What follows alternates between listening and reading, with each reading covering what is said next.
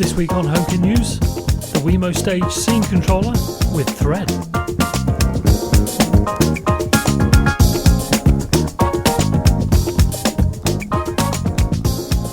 So today we're looking at a device that isn't exactly new per se, but the Wemo Stage scene controller, which is incidentally designed only for HomeKit, does become new in a way due to an important update, which we'll go into shortly. This device was launched as Thread ready, but was only using Bluetooth until the Thread update came out this month. If you want to know more about Thread, you can check out Shane Watley's video in the link in the corner. So in the box there's a small setup guide that includes an instance of the HomeKit code, and along with the switch itself, Wemo kindly provide a CR2032 battery to get you up and running. The Wemo Stage comes in two parts, the wall plate and a separate switch with 3 multifunction buttons. These two parts are held together magnetically, as you can see here. The wall plate actually also comes in 2 sections, which is actually quite handy, as I'll demonstrate later in the video. The mounting holes use standard spacing, so this will actually fit into a switch space if you have one spare. Feel free to pause the video at this point, as here are some basic specs for the Wemo Stage, as I'll refer to it from now on. I'll just quickly show you the back of the switch, which contains the battery compartment as well as another instance of the HomeKit code and even an NFC chip for pairing to HomeKit if your phone supports it. The inside also has a restore button should you need to reset it at any point. So the switch portion is, to be fair, pretty small, but I like the matte plastic finish as well as the raised bumps, which could be used for partially sighted people, I guess. The button gives slightly when pressed but doesn't require too much pressure. Looking side on, you can see that when pressed, the top off almost floats above the back. All in all, it's a nice original design which I actually quite like.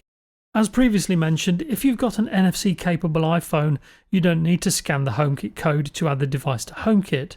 So once you select Add Accessory in the iPhone, you simply hold it to the top center of your phone and it'll pick up the NFC chip inside and display the relevant information. In my case, the switch has already been added, as you can see from the notification. So what's the big deal with the latest update? Well, apart from adding Thread functionality, Wemo has also added extra functionality to the switch itself by adding a double press, which previously wasn't available. Prior to this, you only got single and long press, so this brings the Wemo Stage into line with other wireless switches. Aside from this, everything is pretty much the same, barring the Thread part.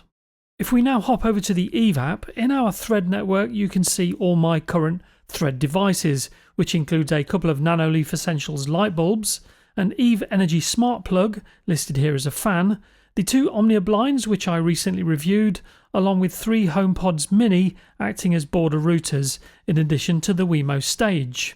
Clicking on the Wemo, you can see that it's now using Thread for its wireless communication.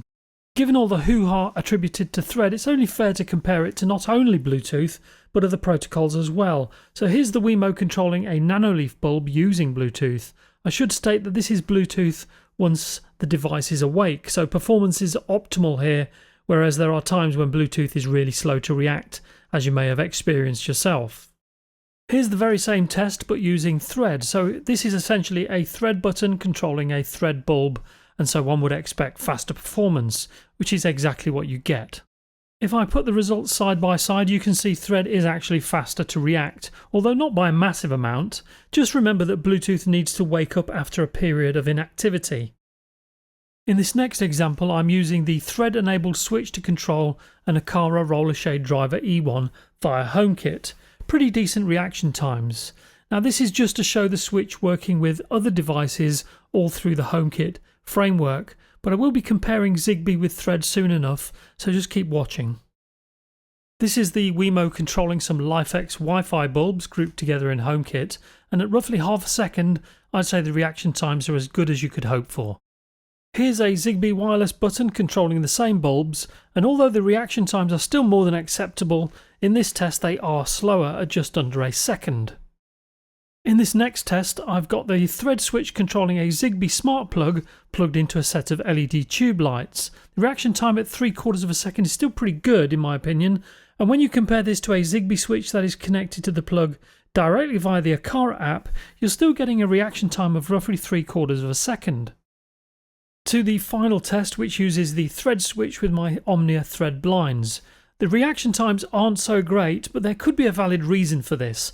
I've contacted Eve and I'm currently waiting for a reply on this topic. I should note that reaction times are the same when using other wireless switches, so this is something probably outside of Thread. I suspect the blinds need to check their relative position before proceeding, hence the delay. I mentioned at the start of this video that it was quite handy that Wemo chose to go with a standard Decora size switch and plate, and I also demonstrated before that the back plate is actually in two sections. So if I take the switch in the holder and bring in a different wall plate, which is actually from an Decora smart wall switch, you might be surprised to see that both the holder and the switch fit into the Decora wall plate perfectly. How about that? What is odd is that the matte finish of the Decora wall plate matches the Wemo switch more than its own plate, which uses glossy plastic.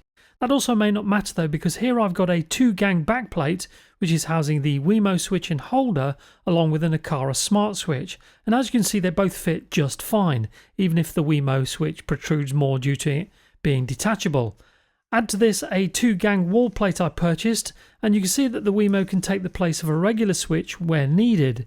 It's down to you of course if this kind of thing is the thing you require. Finally, onto our pros and cons, and whilst it has taken around 9 to 10 months to get to it, we finally have the first thread enabled button, although I'm sure there are plenty more to come. Unlike something like the Eve button or the Decora mini switch, the Wemo Stage has 3 dedicated buttons, which gives you that extra flexibility. To me, the design is another strong point, and with the raised bumps, I'm sure this will be of help to many people. The fact that they went with standard sizing is another plus and can be useful, as I demonstrated previously, if you want to permanently replace an old wall switch, for example. Now, the thread update was great, but it was also a pleasant surprise to see Wemo add double press functionality, so I think in some ways they've made up for the slow thread update quite admirably. The only potential downside is the price, which at $50 isn't exactly cheap, but with no competition in the area of thread right now, then it may well be worth the cost given the fast response times we now get.